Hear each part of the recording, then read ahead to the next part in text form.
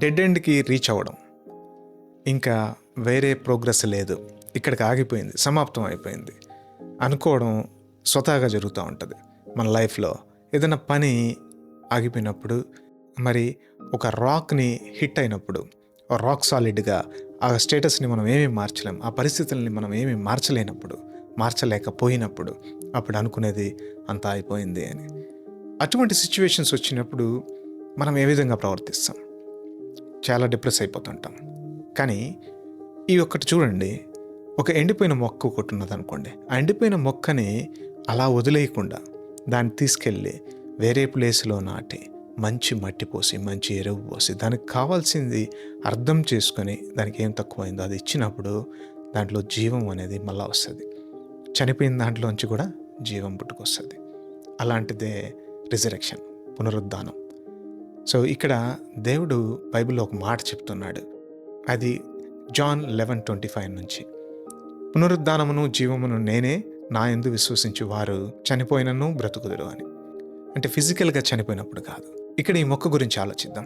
ఏ విధంగా అయితే చనిపోయింది, దాంట్లో జీవం లేదనుకునే మొక్క తిరిగి మళ్ళా చిగురిస్తుందో, అదేవిధంగా మన సిచ్యువేషన్స్ ఏమైనప్పటికీ బిజినెస్లో అట్టడుగు స్థితికి వెళ్ళిపోవడం, సంబంధాలు బ్రోక్ డౌన్ అయిపోవడం, దీంట్లో ఇంకా జీవం లేదు, నా లైఫ్ ముగిసిపోయింది అని అనుకున్నప్పుడు, లేదంటే అడిక్షన్స్కి అలవాటు పడిపోవడం. సో ఇలాంటివి ఎన్ని ఉన్నప్పటికీ మనము ఒకసారి ఆలోచించి నా జీవితం మారాలా అనుకున్నప్పుడు, అప్పుడు దేవుని యందు విశ్వాసం ఉంచితే అంట చనిపోయిన దాన్ని కూడా బ్రతికిస్తాడు. ఇదిగో రాక్ సాలిడ్గా ఉన్న నీ సిచ్యువేషన్లను కూడా మెత్తపరచగల దేవుడు, సంబంధాలని పునరుద్ధరించగల దేవుడు, బిజినెస్ని పైకి లేపగలిగిన దేవుడు. అటువంటి ఎన్నో జీవము గల కార్యాలని ఆయన చేయగలడు అని చెప్తున్నాడు. నా యందు విశ్వాసం ఉంచితే చనిపోయినను బ్రతుకుదురు. కాబట్టి ఈనాటి దినాన మనం దేని గురించి అయినా కృంగిపోతుంటే, మనకి ఇంకా ఆప్షన్ లేదనుకున్నప్పుడు మనకుండే ఒకే ఒక ఆప్షన్, మరి మరణాన్ని కూడా జయించిన దేవుడు ఏదైనా సాధించగలడు, ఏదైనా చేయగలడు మన కోసం. కాబట్టి మనం చేయాల్సింది ఏంటంటే కేవలం ఫెయిత్, విశ్వాసం కలిగి ఉండడం, దేవుని నమ్మడం. ఆయనకు అప్పగించినప్పుడు దెన్ వెంటనే you can see the dead plant is coming to life.